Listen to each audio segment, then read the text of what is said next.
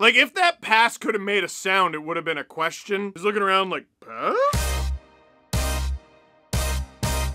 Hello, friend. Thursday! It's the best day of the week because we are back with another edition of Steve's Dang-It's, where we take a look at the biggest dang-its from around the NHL over the past week. What is a dang-it? It's often the goaltender misplaying the puck, but it could be some other goofiness like an 11-minute review that shouldn't have even happened. But how about we start with the first one? Ooh, it was a hot topic this week. Here's Mikko Koskinen gifting Alexis Lafreniere a goal. Puljujärvi after it, Kakko moving it.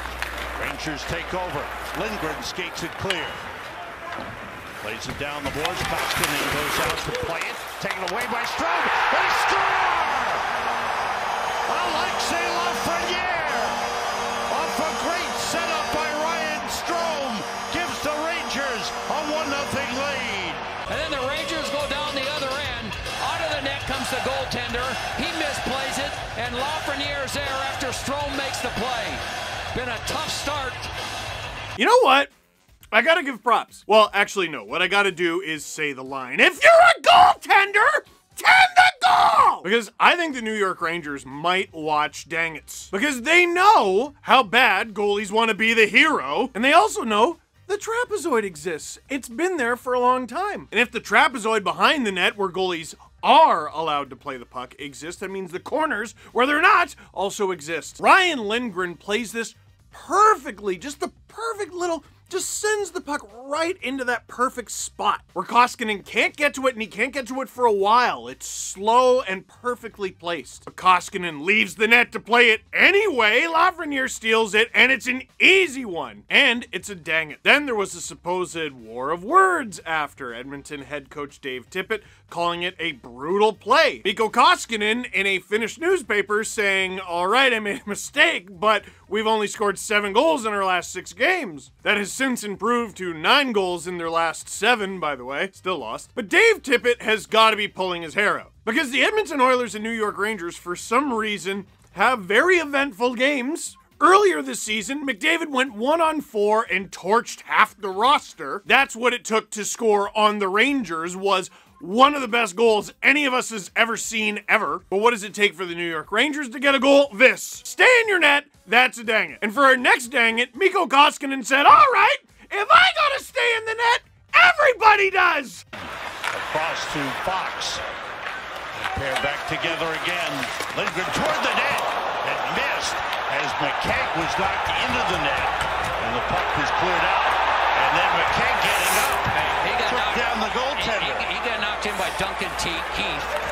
And then the goaltender, Koskinen, wouldn't let him out. So McKegg gave him a little shot. And Koskinen, who's 6'6", took a dive like he was at it's the Summer Olympics. Not the winter. You can't do that at the Winter Olympics. Play whistle down for an offside. Just under 8 minutes to go. First period. Greg McKegg stuck in the Edmonton net. Says, excuse me, could you get out of the way?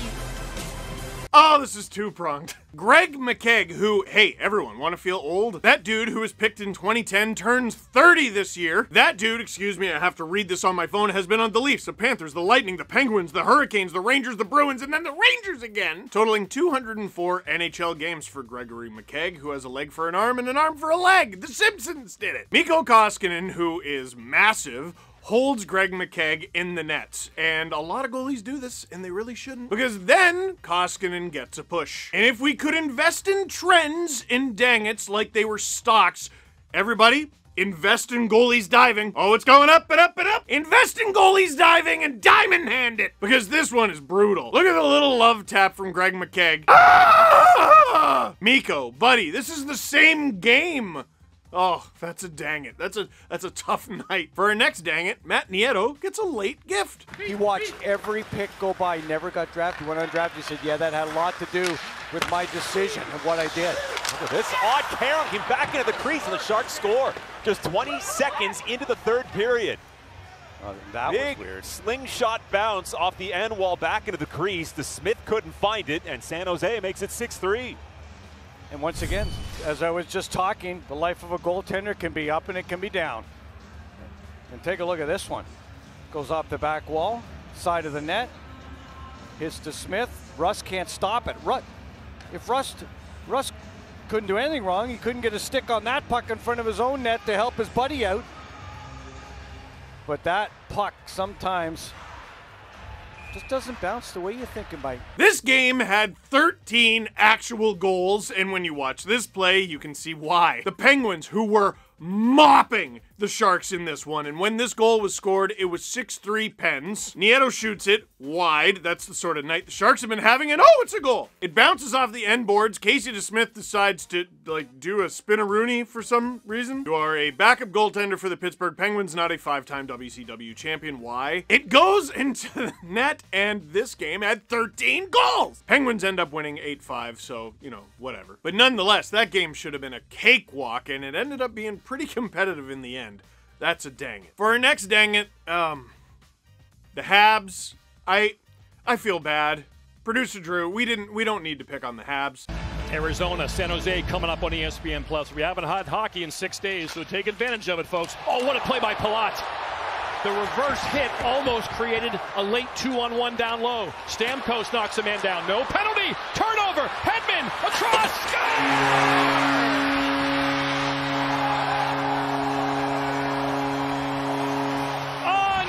Palat, winner, chicken parm dinner. The Lightning are winners 5-4.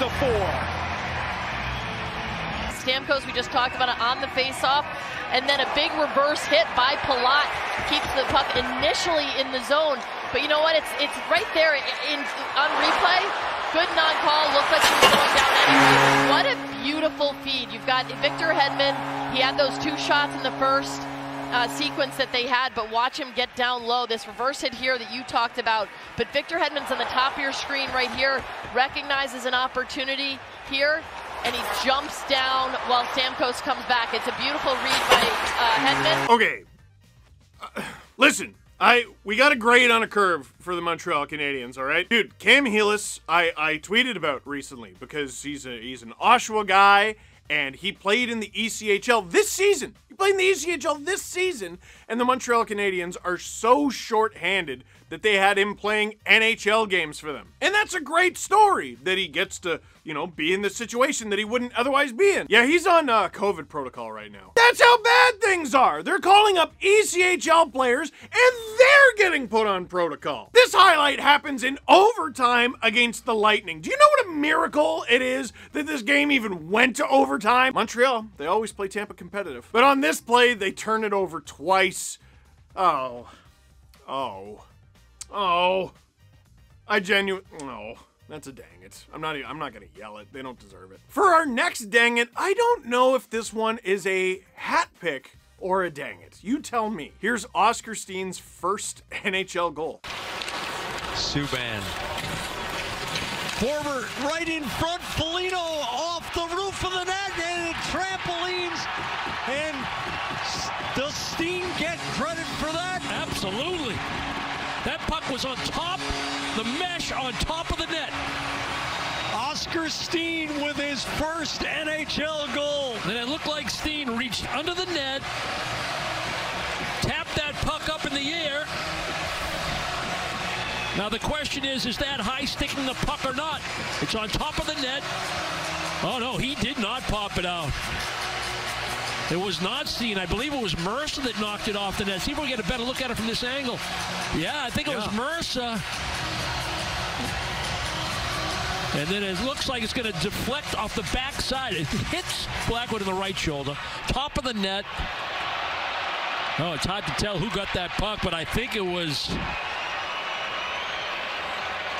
One more look at it. Oh, it might have been Steen. If Steen knocked that puck, they're going to give him credit for scoring the goal. If not, it's going to be Foligno. Yeah. Okay, I just watched this goal for this video. I had already seen this goal. I feel like I understand it less. I can't tell if Mercer pops the puck off his own net or if Oscar Steen gets to it. Because if Mercer pops the puck off and then, well, that's the Devils scoring on themselves, which is obviously a dang it and a classic. But if Oscar Steen gets it, I think it's just kind of cool. The only reason it's a dang it is because of the story. You know, you tape up the puck, you want to say, hey, you know, it was a snipe. It was a snipe and it was on Jacques Plante. In 2022? In 2022! No, it wasn't in a video game. You know why it's a dang it? It's yet another play where hardcore hockey fans are watching a goal. That's a great moment.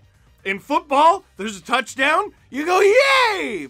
When there's a goal in soccer, you go, yay! When the ball goes in the basket in basketball, you go, yay! When points are scored, you're supposed to say, yay. In hockey, an alarming amount of the time, a goal is scored and fans go, ah! Is that legal? Can you... Maybe. Maybe.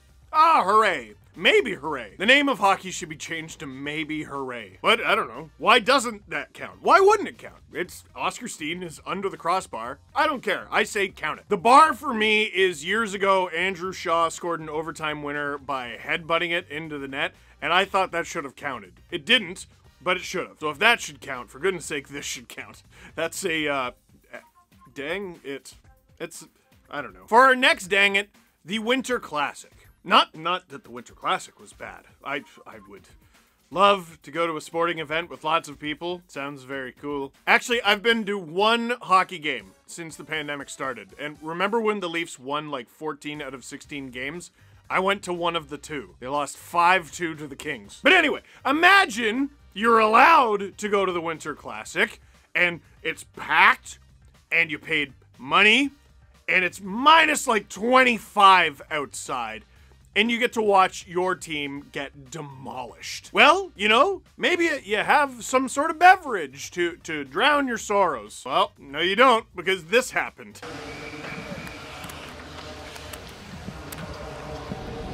Barbashev on the power play. Want some of that, Jonesy? Frozen coffee, isn't it? It was cold enough in Minnesota to freeze your coffee, dude. That's a dang it. Holy cow. That's that middle of the continent cold. It's a tough cold. For our next dang it. Producer Drew cheers for the Colorado Avalanche. I can't read what he put in this email. That one stays between us, Drew. For our next dang it, Tyler Bertuzzi. You know, we've already had one video get demonetized this year because someone got bit. This won't get us demonetized, right, Drew? You're sure? All right, well, here's the clip. Larkin turning with it, 30 points to lead Detroit, 15 goals. Sider shot, oh, that hit Bertuzzi, that caught him in a bad spot. Hunched over, he'll head to the Red Wing bench.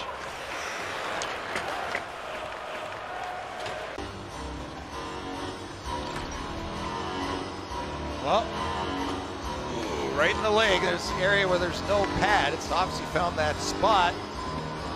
Standing in there.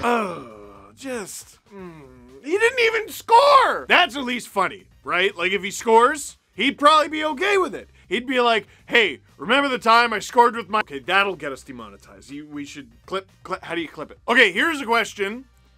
What if you, with your current hockey ability, bad, you're bad. Listen, compared to NHL players, we're all the same level of bad. Oh, you can do crossover. We're talking about NHL players. But you can play, like imagine there's a genie, okay? You get to play in an NHL game. Like you get the jersey. You don't get the money from it, right? You don't get like the riches and the fame. You get like the stipend that like an emergency backup goalie gets. But a genie puts you in one NHL game. You get to play one NHL game. You're on HockeyDB, Elite Prospects, all of them, forever. But the genie says the price that you have to pay is you take a puck to the that place. Would you do it? No, you're not scoring off of it.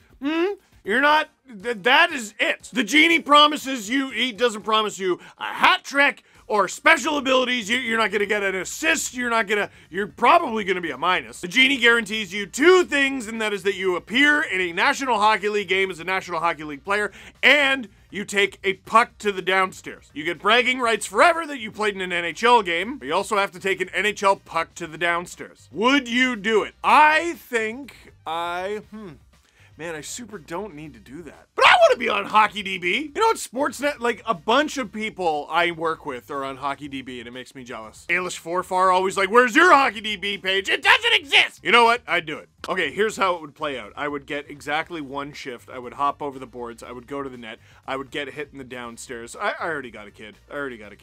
And then the coach would never play me again, so I wouldn't further embarrass myself. I could at least have the illusion of, oh, I would have had 5 goals had that not happened. What do you think? What would you do it if that was the only thing that was guaranteed? You get to play in the game and you get hit in the downstairs. Leave a comment in the comment box down below. Oh, and Tyler Bertuzzi. Yeah, that's a dang it, obviously. For our next dang it, we have New Year's resolution ruined on day 1. You say 2022, that's gonna be my year. The Columbus Blue Jackets said, new year, new me. We're going up 4-0 on the Carolina Hurricanes, who also said new year, new me. We're bad now. You ever get a 4-0 lead on New Year's Day and then lose 7-4?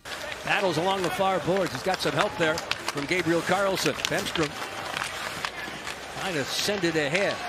Up high, D'Angelo, and he scores. Move up the left wing board, shot from a sharp angle, rebound in front, and it's tucked wide. Canes now, look, quick shot there, and it's into the net. Tarasov, lower body injury, quick shot there, and scores. It's a 1-goal game. Carolina. Puck drilled deep. Oh, right in! Looking for another kind bounce. 10th goal of the season for Niederreiter. Long shot by Barrett, he scores! Third period regulation time. Canes walk in. Jarvis with a backhand. Pad save, rebound, scores! Net is empty. Svechnikov fires a backhand ahead. Played along the wing, backhanded. There's Svechnikov into the net.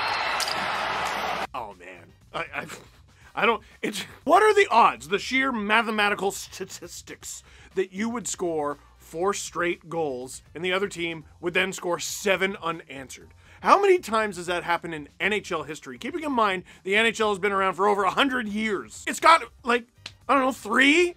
Maybe 3? Oh boy, that's a dang it. Now, for our next dang it, wow. This one made the list last night. There were a couple plays in the Oilers versus Leafs game. There was one where the Leafs scored and the puck went off the end boards and it bounced off Mike Smith. And I said, is this a dang it? And producer Drew informed me, no, this is a strong dang it's week. It's gonna take more than that to get on there. We already had the one from Casey DeSmith, and this Mike Smith one wasn't even that bad. But then this caught our eye. It's so bad that my brain ignored it in real time. It's so bad, I thought Jack Campbell saved this. Watch Ryan McLeod. I don't know. Sit down quickly, trying to spin Puljujärvi, and ends up on the stick of the other goaltender. Jack Campbell turned over here. McLeod's in. Campbell, oh, a backstroke, and Puljujärvi couldn't beat Campbell. Good pressure here off of a clean play, and Muzzin throws it to nobody. McLeod in all alone, and he makes the pass. He's looking back door to try to get it on the tape of Zach Hyman. Instead, the wide open net stays that way, and it's a 2-2. No. You gotta show. There's the one angle that just shows it. Producer Drew put this perfectly in a tweet. This is like when in NHL, like the video game, you get locked in a pass animation when you should have shot. That's what happened to Ryan McLeod. He got locked in the animation. EA, it's their fault. Okay, this is a hot take. Leave your take on this take in the comment box. This is worse than when Blake Como passed it on a breakaway. And look out, here's a chance for Como. Short-handed, Blake Como dropped it back on a breakaway. Producer Drew, yep, that was an Avalanche play, and I'm gonna say it's worse. Okay, it's not as funny. The Blake Como play is definitely funnier, but a breakaway, that's not a guarantee of scoring. You have a high percentage chance of scoring, but the whole reason Blake Como passed it in the first place is he's like, well, the guy behind me has a better chance of scoring. This is just a wide open net. It's a wide open net. Why? Look at it. Look at the net. The goalie is facing the other way. There's a nearly 100% chance of scoring. You had that. You had all of that. And you missed it. Goodness, how bad Did Ryan McLeod, I'll tell you what happened. Ryan McLeod wanted to get Zach Hyman a goal back in Toronto, in his first game back in Toronto against the Leafs. Buddy, bury one yourself and get him one later! That's a dang it. For next dang it, I haven't seen this one. I've seen most of these plays before this video, but I love watching them cold. The note from producer Drew is, Blackwood, what in the world? I believe he has to play it here, though, because of the delay of game rule. Well, let's see. 4 minutes with which to work. Dowd a few moments ago from Hathaway and Van Riemsdyk. Look out! Eller feeds! Score! Blackwood blew it! Washington ties it at 3.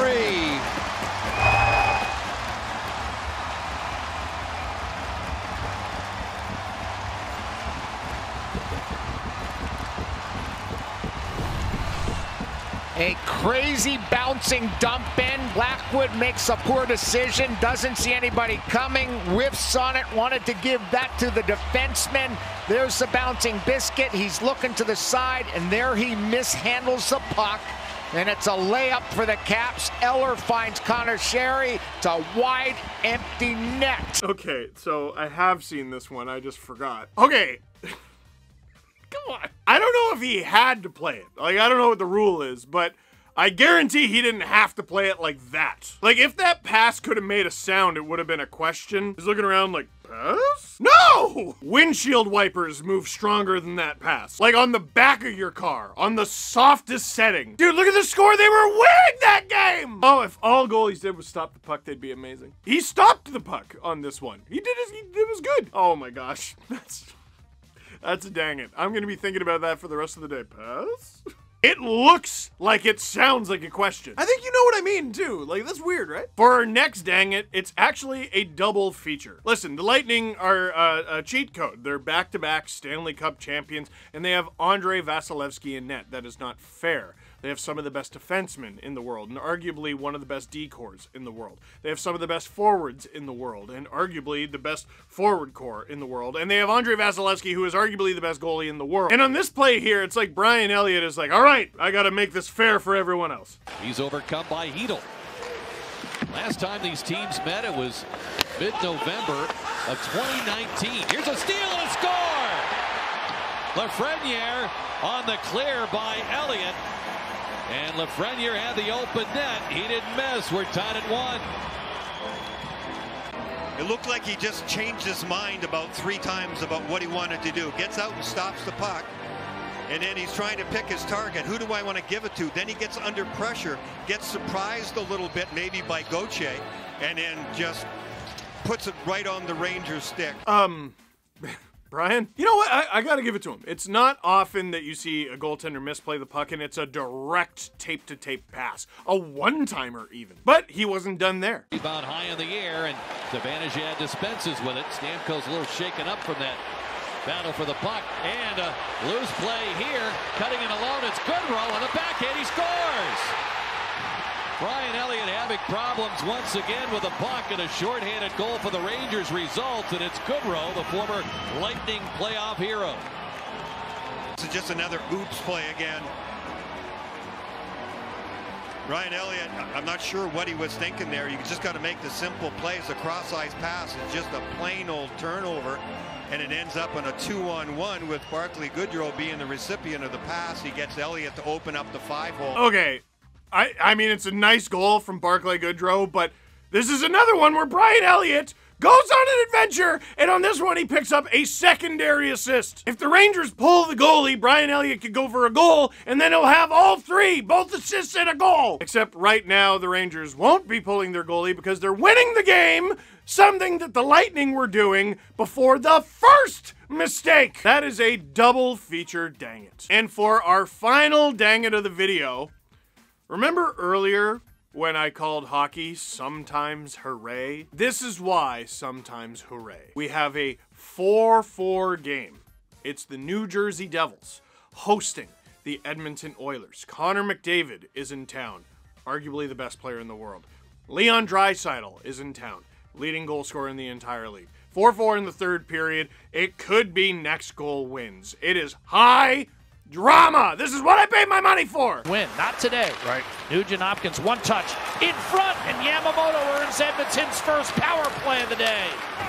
Here's Draisaitl, Yamamoto scores, and Edmonton has its first lead of the afternoon. He pops up and buries the go-ahead goal, 5-4. Hopkins with another good play. One-touch pass from Draisaitl through to Yamamoto. Puck from behind by Graves. Swatted away by Hamilton. Duncan Keith again. And are they saying Jack Hughes maybe knocked it down as well? That's what New Jersey's into the afternoon. So you got a double whammy here. Not only do you have the Hamilton flailing clearing job. That's not possession. That's a tip. Yep. He knocked it down, but he never retained full possession on the play. I mean, if they're saying Hughes knocked it down, and if it's one thing if he knocked it down, settled, and then muffed it, then I think you've got an argument. He just got a tip on that puck. He never really tried to make a play on it. I believe we have a decision. We have a decision. Is there going to be a new president? After review, it was deemed that it was a non-challengeable play due to it was not an offensive player's fault there. Therefore, the goal on the ice stand, and there's no penalty on the challenging. So this is an interesting twist. There's no penalty for the challenge because after 9 minutes they determined it was non-challengeable.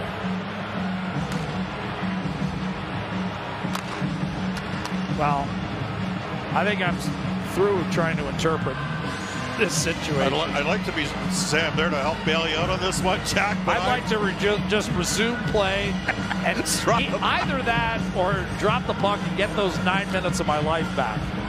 That sums up 2021 for me, and probably for most of you listening and watching in and around North America. Okay, I'm going to explain this as best I can, as I don't know if I understand it. The New Jersey Devils took a penalty. It's naughty and you shouldn't do that. And the next time they touch and have possession of the puck, the play will be over. But the Oilers, they can keep it going.